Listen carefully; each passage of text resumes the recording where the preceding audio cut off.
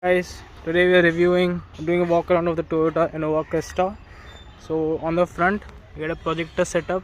This is the high beam. You get some LED DRLs kind of thing, a fog light, that's a halogen, a big turn off.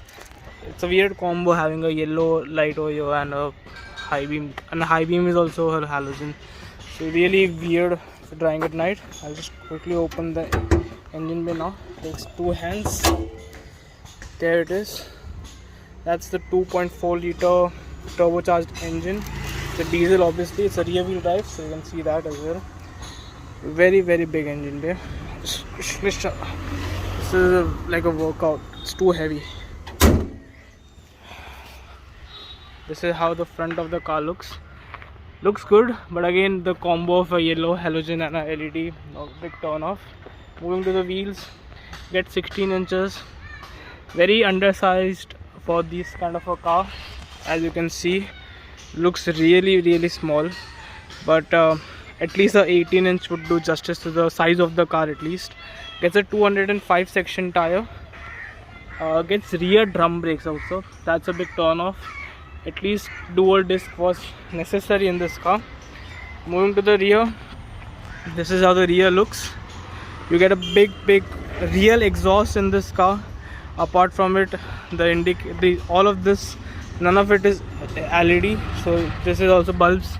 Everything is old school on this. Now opening the boot of the car, massive boot. This is really heavy, and this is the storage you get. Not much, to be honest, but the seats are reclinable, so I'll show you that. So this is a strap. You just pull the strap and the seat goes up, and there you have a storage. And you put it back up just like that. The seats are back. This is the rear, and no electric tailgate or anything, regular size. So we'll just shut it off. The rear USP of the car is the practicality it offers. So this is the rear seats, or the mid seats you can say. Gets good amount of leg room. This seat is pushed all the way back, so in an ideal scenario, when all the seats are occupied, you can't do that. But apart from that, good leg space. The seats are decently comfortable, except the mid seat, because it's very hard because of the armrest. Apart from it, you get tables. You can put a drink. There are ample of water spaces on this car, and to recline this, basically just very easy. Again, this is the rear seat. When this seat is pushed all the way back, as you can see, there is hardly any leg room. These seats are a little harder than the mid seats as well, but overall, this is the also on the rear. I'll show you. Let's get in the rear. Gets AC vents, dual AC vents. Gets seat belts as well. A lot of storage over here. Same on this side. A lot of storage. Leg room is not there at all if you push the seats all the way back. But apart from it, I'll show you. This is the mid seats. All the windows get an up and down feature, an auto feature. So one touch, roll down. And to put this seat back, just simply do this.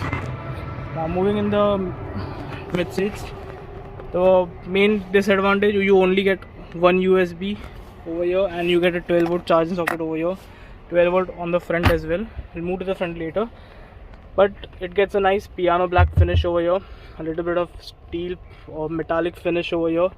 Fabrics here, seats are fabrics as well. You get LED lights over here, but it is only in one color, so that's blue, as you can see in the front. I'll quickly, if it's turned off, I don't know. As you can see, this is the LED. You get reading lamps on both the side. Apart from that, these are the AC controls for the rear, so you can put it on auto.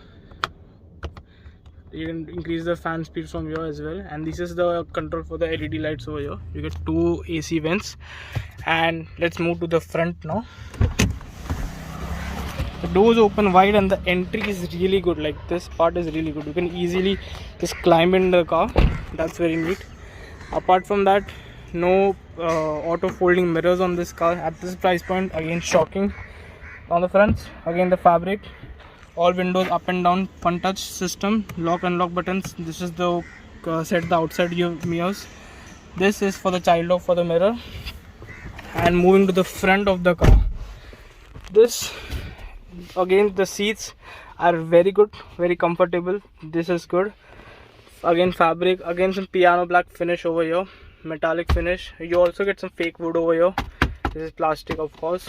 A lot of plastic everywhere. There's plastics everywhere. There's plastic. You get a nice wood finish on the steering. The steering quality is good. You get this thumb rest as well.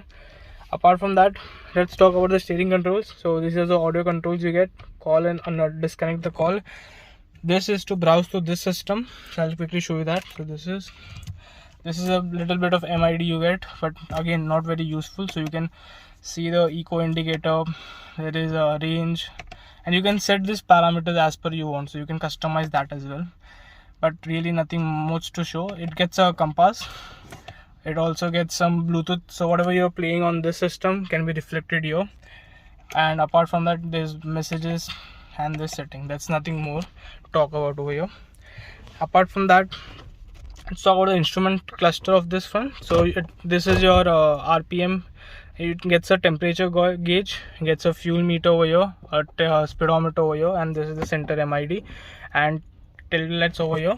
But one cool thing, when you shut off the car and when you start it up again, it gets this cool Innova, like the whole Innova Crysta glows up over here, and then it does a full swipe.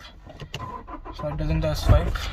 And now this is the main disappointing part of the Toyota Innova Crysta, the infotainment system. This is the BS4, so it doesn't get Android Auto or Apple CarPlay as well. So basic, just Bluetooth system, nothing much. You can put navigation, but you need to put a micro SIM over here. That is not there in this car right now.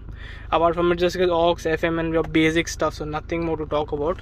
These are the AC controls.